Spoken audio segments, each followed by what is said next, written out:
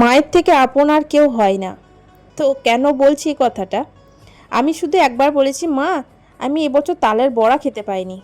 তো মা কি করলো, মা সঙ্গে সঙ্গে বাবাকে দিয়ে দুটো তাল আনা করালো সকালবেলায়। আনা করিয়ে একবারে সঙ্গে সঙ্গে দুপুর দিকে একবার তালের বড়া করতে বসে পড়েছে। তো কি কি লাগছে এবার বলে দিই।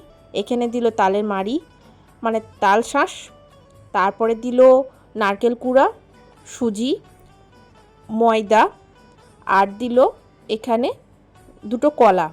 এবার ভালো করে চটকে নিল। চটকে নেওয়ার পর সমস্ত জিনিসগুলো ভালো করে মাখিয়ে নিচ্ছে।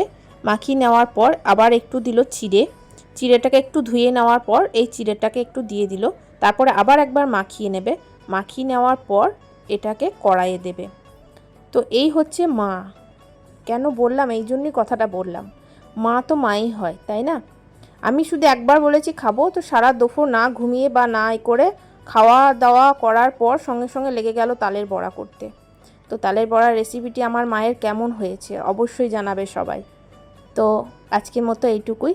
আর ভালো লাগলে অবশ্যই অবশ্যই বলবে, তাহলে আমি আমার মায়ের রান্না আরও তোমাদের সাথে শেয়ার করব। আমার মা খুব সুন্দর সুন্দর রান্না করে। তো আজকের মতো এইটুকুই, টাটা।